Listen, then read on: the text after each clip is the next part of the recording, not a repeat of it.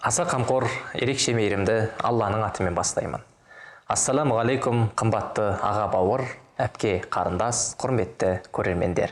Жаратқан ием баршаңызға өзі жар болсын. Әрқайсымызда жолдастар мен достар бар. Олардың арасында араздасып жүргендер болуы мүмкін. Біреумен ренжісіп, басқасымен ұрсып қалдың, ал біреуді жек көруің де мүмкін. Мұсылмандарға бірін-бірі жек көрулеріне рұқсат жоқ. Олай істеуге болмайды. Бірақ шайтан мұсылмандардың арасына от салып, оларды бір-бірінен алыстатқысы келеді. Сөйтіп олардың арасындағы қарым-қатынасты бір жолата үзуге тырысады.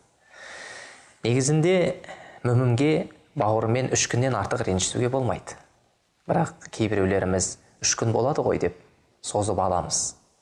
Біреуіміз 3 күннен асырып жібереміз, ал біреуіміз айлап, жылдап араласпай кетеміз. Енді біреулер туған бауырларымен, туыстарымен қарым-қатынасты үзген. Кейде көршілермен де араласпай қоятынымыз бар. Дәл қазір мына бір ізгі қасиеттерді бойымызға тартатын сәт туды.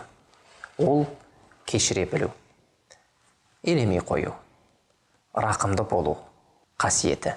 Алла тағала кеңшілік етулерің тақуалыққа жақынырақ. Сондай-ақ араларыңда кешірімділікті ұмытпаңдар. Шәксіз Алла не істегендеріңді толық көруші дейді. Кешіре берсең, тақуалығың арта береді. Алла тағала иманды адамды сипаттай келе былай дейді. Сондай-ақ олар ашуларын жеңушілер, адамдарды кешірім етушілер. Алла елшісі саллаллаху алейхи уассалам Әбу Дамдам сияқты бола алатын адам туралы сұраған еді. Ол кісінің садақа беретін қаражаты да, заты да болмаған екен. Өзгелерді көріп, түндерін мұңмен өткізетін көрінеді. Сол кезде Аллаға жалбарына: Раббым, менде басқа адамдар секілді садақа беретіндей нәрсем жоқ. Олай болса, мен ар намысымды садақа етемін.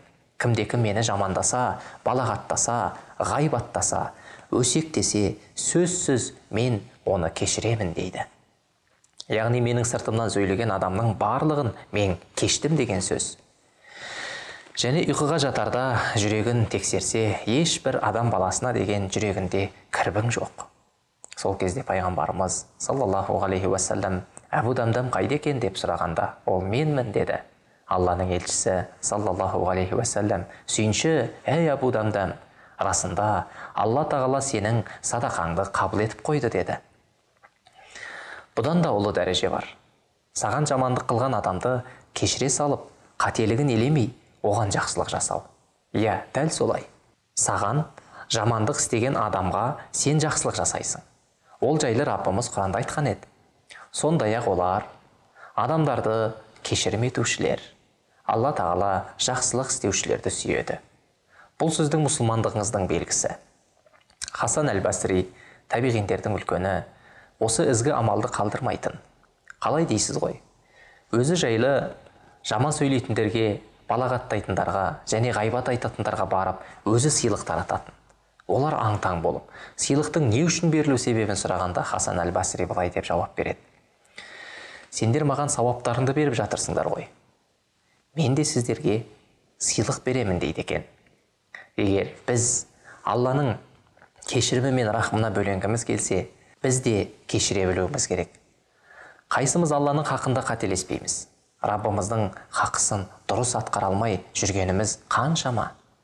Күнәлар, жаман мінездер, намаздарымыздағы ойларымыз, ораза ұстап ашуланамыз, садақа беріп алып, оны міндетсінеміз, біреудің мінезін көтере алмаймыз, тағы да басқа жетерлік.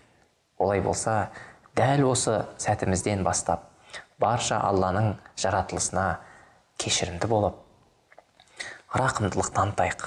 Бүгін жүрегіңіздегі барша кек пен ызаны, өкпе мен ренішті бәрін өшіріп, бір Алланың разылығы үшін бәрін кешірейік. Сонда бәрін кешіре берейін бе? Иә, түгелін кешір. Одан сіздің ештеңеңіз кетпейді, ештеңеңіз кемімейді. Керісінше дәрежеңіз артады. Бұл Рамазан, ал Рамазан кешірім айы. Алла тағала сіз бен біздің баршамызға өзі жар болсын.